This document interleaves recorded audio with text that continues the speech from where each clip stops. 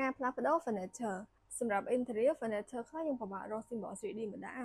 ឬក៏ត្រូវដើររយូរឬក៏ត្រូវគូស 3D ហ្នឹងឲ្យដូចរូបពិតតែថ្ងៃនេះខ្ញុំនឹងមកបង្ហាញអ្នកនរគ្នាពីការយករូបភាព furniture មកបញ្ចូលនៅក្នុង design របស់យើងខ្ញុំប្រើប្រាស់រូបនេះជាឧទាហរណ៍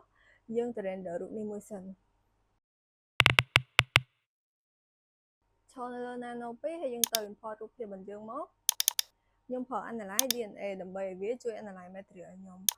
ពេលដែលយើង render ទៅវាអត់ខុស material ដែលយើងចាក់ទេ preset គឺខ្ញុំប្រើ nan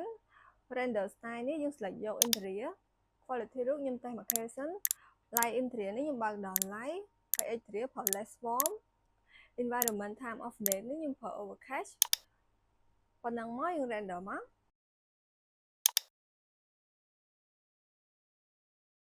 នេះគឺជារូបភាព render របស់យើងខ្ញុំចង់ផ្លាស់ប្ដូរកៅអី3ហ្នឹងទៅជា mode ផ្សេងវិញអញ្ចឹងយើងត្រូវរុញរូបភាពដែលយើង render មិញនេះទៅមុខងារ editor យើងត្រូវ pen ទៅលើកៅអីទាំង3ហ្នឹងហើយយើងត្រូវ upload រូបកៅអីដែលយើងចង់ដូរមក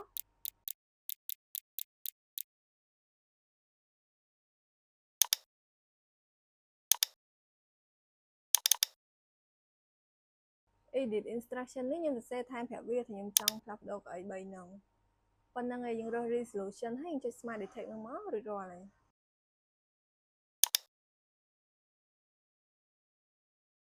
នេះគឺជារូបភាពរបស់យើងដែលវាបានដូរកៅអីហើយ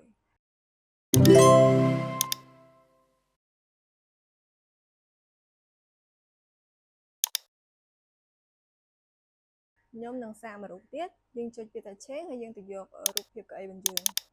ហើយចុច smart detect ហ្នឹងមករូបភាពកៅអីដែលយើងប្រើហ្នឹងទោះ view វាបែរចំហៀងឬបែរពីក្រោយបែរពីមុខអីក៏ដោយតែពេលដែលវាចូលនៅក្នុង scene របស់យើងគឺវាត្រូវជាមួយនឹង scene របស់យើង